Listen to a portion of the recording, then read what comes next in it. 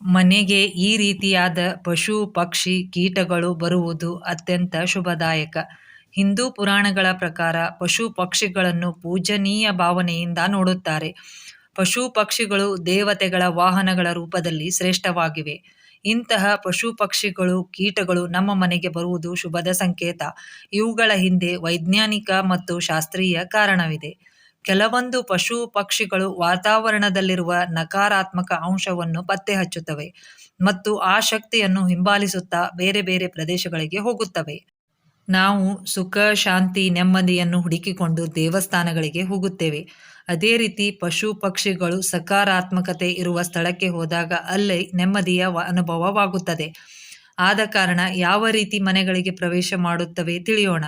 ವಾಸ್ತುಶಾಸ್ತ್ರದ ಪ್ರಕಾರ ಮನೆಯನ್ನು ಯಾವಾಗಲೂ ಶುದ್ಧವಾಗಿ ಪವಿತ್ರವಾಗಿ ಇಟ್ಟುಕೊಳ್ಳಬೇಕು. ನಕಾರಾತ್ಮಕ ಶಕ್ತಿಯನ್ನು ಹರಡುವಂಥ ಪಶು ಪಕ್ಷಿ ಕೀಟಗಳನ್ನು ಯಾವಾಗಲೂ ದೂರವೇ ಇಡಬೇಕು. ಇಲ್ಲವಾದರೆ ಮನೆಯ ವಾತಾವರಣ ಅಶುಭವಾಗುತ್ತದೆ ಮತ್ತು ಮನೆಯ ಆರ್ಥಿಕ ಸ್ಥಿತಿಯ ಮೇಲೆ ತುಂಬಾ ಪರಿಣಾಮ ಬೀರುವುದು, ಉನ್ನತಿ ಕುಂಠಿತವಾಗುವುದು. ಶಾಸ್ತ್ರದ ಪ್ರಕಾರ ಕೆಲವು ಕೀಟಗಳು ಶುಭದ ಸಂಕೇತವಾಗಿವೆ. ಶಂಖದ ಹುಳು, ಈ ಹುಳು ಬರುವುದು ಮತ್ತು ಗೋಡೆಯ ಮೇಲೆ ಏರುವುದು ಶುಭದ ಸಂಕೇತವಾಗಿದೆ. ದೊಡ್ಡ ದೊಡ್ಡ ಕೆಲಸ ಕಾರ್ಯಗಳಲ್ಲಿ ಯಶಸ್ಸನ್ನು ಕಾಣಬಹುದು.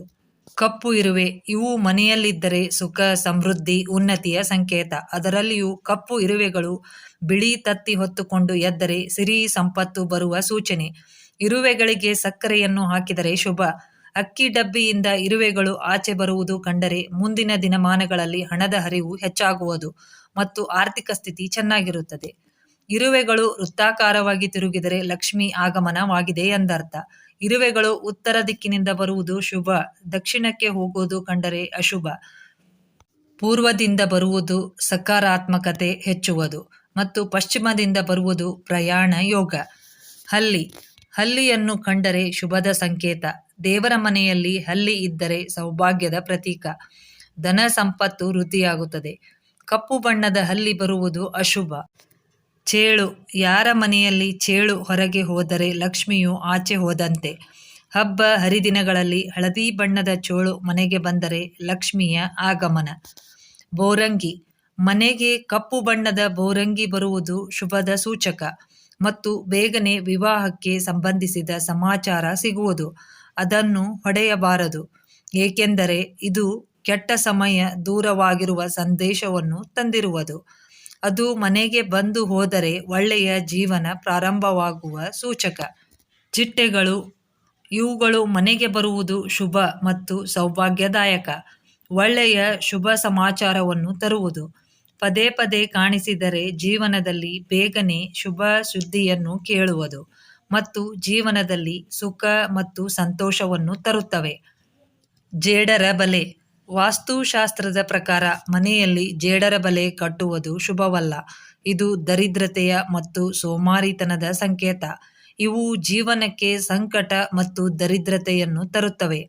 ಇದರಿಂದಾಗಿ ಲಕ್ಷ್ಮೀದೇವಿಯ ಕೋಪಕ್ಕೆ ಗುರಿಯಾಗುತ್ತೇವೆ.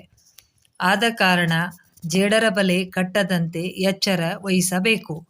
ಸ್ವಚ್ಛವಾಗಿಟ್ಟುಕೊಳ್ಳಬೇಕು. ಜೇನುಹುಳು ದುರಾದೃಷ್ಟಕ್ಕೆ ಸೂಚಕ. ಇದು ಮನೆಯಲ್ಲಿ ಕಟ್ಟಿದರೆ ಅಶುಭ. ಜೀವನದಲ್ಲಿ ಬಹಳ ಕಷ್ಟಗಳನ್ನು ಅನುಭವಿಸಬೇಕಾಗುವುದು. ಇದು ಅಪಾಯಕಾರಿಯೂ ಹೌದು. ಗೂಡು ಕಟ್ಟಲು ಪ್ರಾರಂಭಿಸಿದ ತಕ್ಷಣವೇ ತೆಗೆಯುವುದು ತುಂಬಾ ಒಳ್ಳೆಯದು. ಇಲಿಗಳು, ಇವುಗಳು ಮನೆಯಲ್ಲಿದ್ದರೆ ಜನರ ಬುದ್ಧಿಯ ವಿನಾಶವನ್ನು ಮಾಡುವವು. ಗಣೇಶನ ವಾಹನವಾದರೂ ಇವು ಅಶುಭಕಾರಕವಾಗಿವೆ. ರೋಗವನ್ನು ಹರಡುವ ಕೆಲಸವನ್ನು ಮಾಡುತ್ತವೆ ಮತ್ತು ವಾತಾವರಣ ದೂಷಿತ ಮಾಡುವವು. ಇವು ನಷ್ಟಕಾರಕವೂ ಹೌದು. ಈ ಮಾಹಿತಿ ನಿಮಗೆ ಇಷ್ಟವಾದರೆ ಲೈಕ್ ಮಾಡಿ, ಶೇರ್ ಮಾಡಿ, ಸಬ್ಸ್ಕ್ರೈಬ್ ಮಾಡಲು ಮರೆಯದಿರಿ. ಎಲ್ಲರಿಗೂ ವಂದನೆಗಳು. Thank you so much.